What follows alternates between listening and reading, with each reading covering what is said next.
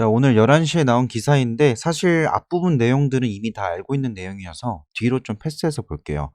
IRA 내용 같은 경우에는 뭐 요거 덕분에 우리나라 기업들이 미국 시장에 진출하는데 세계 시장에서 점유율 가져가는데 더 많은 효과를 봤다라고 얘기도 하는데 사실은 당장은 어려웠죠. 당장 중국과 연계되어 있는 기업들 같은 경우에는 급하게 탈중국화를 해야지 이 IRA 법안에서 살아남을 수 있었고, 뭐 말이 IRA 법안이지 뭐 그냥 중국 왕따시키는 그런 법안입니다. 하여튼 뭐 요런 내용들이 있는데 뒷부분을 좀 읽어보면 중요한 내용들이 나옵니다. 요 배터리 여건 관련된 내용인데, 요게 뭐냐면 제가 이전 영상에서 올렸었던 그 탄소 발자국 내용 있죠? 그거랑 조금 연계되는 내용입니다. 그러니까 2026년부터 유럽연합에서는 배터리 소재 재활용에 방점을 둔 규제 법안이 최종 발효를 하기 위해서 법제화 과정에 있고요. 요게 어떤 배터리 재활용에 관련된 플랫폼을 구축해 놓는 건데, 핵심 내용은 이래요. 그러니까 우리가 일반적으로 배터리를 생산하고 폐기할 때 발생되는 탄소 에너지만 좀 측정을 하려고 그러는데, 얘네는 생산하고 이용하고 폐기하고 재사용하고 재활용하는 이런 모든 배터리 자체의 생애 주기를 기록하도록 하는 겁니다. 그러니까 내가 쓰고 있는 배터리가 누군가 이전에 뭐 5년 전에 쓰다가 버린 배터리를 재활용한 건지 뭐 요러한 기록들을 누적해서 기록을 하는 겁니다. 이거 규제 대상이 재밌는 거는 단순하게 자동차만 해당되는 게 아니라 2kW 이상의 산업용까지 해당이 되고요. 요거를 탄소 발자국으로 표현을 해서 배터리의 내구성, 얘가 내연연수가 얼마나 되고 얼마나 썼고 얼마나 남았다 이런 거 기록하게 되어 있고, 이 배터리가 이전에는 산업용으로 써가지고 뭐 기계를 돌리던 건데 지금은 전기차를 위해 쓰고 있습니다. 뭐 용도 변경, 재활용 이력 몇 번에 썼다 뭐 이런 거. 실제로 우리가 뭐 코카콜라를 먹어도 아래에 보면 그 숫자 써 있거든요. 그게 재활용된, 그 페트병이 재활용된 숫자라고 해요. 횟수라고 해요. 그것처럼 남기는 거죠, 플랫폼에다가.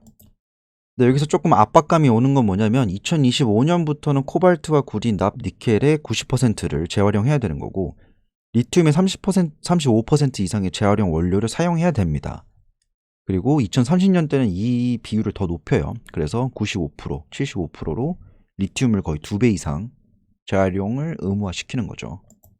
근데 뭐 이렇게 볼 수도 있어요. 유럽연합에서 그렇게 한다 해가지고 전 세계적으로 그렇게 할까? 근데 대부분의 이런 환경 관련된 법안이나 경제에 관련돼 있는 법안들은 유럽에서 많이 시작을 합니다.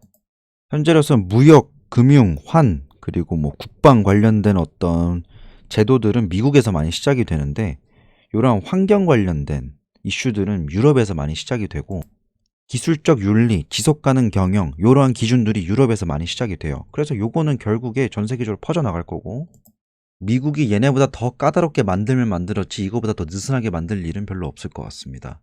그래서 제가 한두 영상 전부터 계속 폐배터리 시장 얘기를 하고 있는데, 저는 이 시장이 굉장히 중요하다고 봐요. 이 폐배터리 시장, 그리고 배터리를 폐기하는 것 자체도 중요한데 이걸 재사용해가지고 환경에 영향을 미치지 않는 수준까지 어떤 기술적 진보를 달성하는 거죠.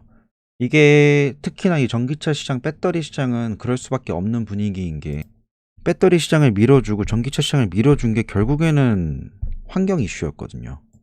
전기차 시장이 환경 이슈가 아니었다면 굳이 우리가 내연기관 차들, 그리고 디젤 차들 이런 걸 버릴 필요가 없잖아요. 전기차를 타는데 똑같이 기름 쓰는 차랑 비교했을 때 똑같이 탄소를 배출한다? 그럼 전기차가 존재하는 뭐야 해야 되지? 존재 가치가 많이 퇴색이 되는 거죠. 그래서 이러한 폐배터리 관련된 이슈들은 2025년까지 예정이 되어 있고, 이때부터 본격 시작됩니다. 그래서 당장 내년, 내후년부터 이게 압박감이 오면서 시장은 니켈, 코발트, 리튬 요 공급 이슈보다는 이 폐배터리 재활용 그리고 이 순환 사이클을 만드는 거에 많은 기업들이 집중을 할 겁니다. 뭐 그 시작점을 우리가 뭐 일반적으로 보는 2차 전지 기업인 뭐 에코 프로비엠, LNF 아니면 뭐 포스코 케미컬 이렇게 볼 수도 있는데, 더 큰 틀에서 보면 결국에는 삼성, SK, LG 얘네가 주도해서 이끌어갈 수밖에 없는 거고, 이 기업들과 이 탑3와 협업할 수 있는 폐배터리 관련된 기업들은 많은 수혜를 볼 수 있겠죠. 그래서 알게 모르게 이미 우리나라에 있는 메이저 기업들은 이미 폐배터리 합작법인들을 설립하고 있습니다. 삼성은 좀 노력하겠다라고 보이는 것 같고 지금 논의하고 있다 이런 식으로 태도가 나오고 있는데, LG랑 SK는 이미 합작법인을 협력관계를 구축해 놨습니다. 결국 삼성 SDI도 하나 정하겠죠. 아직까지는 국내에 어떤 법제화되어 있진 않아요. 이 폐배터리를 재활용하는 법안에 대해서 명쾌하게 아직 정해진 건 없는데 결국 우리나라도 요 법안들을 만들어낼 것 같고요. 여기서 관점을 하나 공유하자면 저는 결국에 최근에 포스코 케미컬 뭐 아르헨티나 염호 뭐 이런 내용들 나왔잖아요.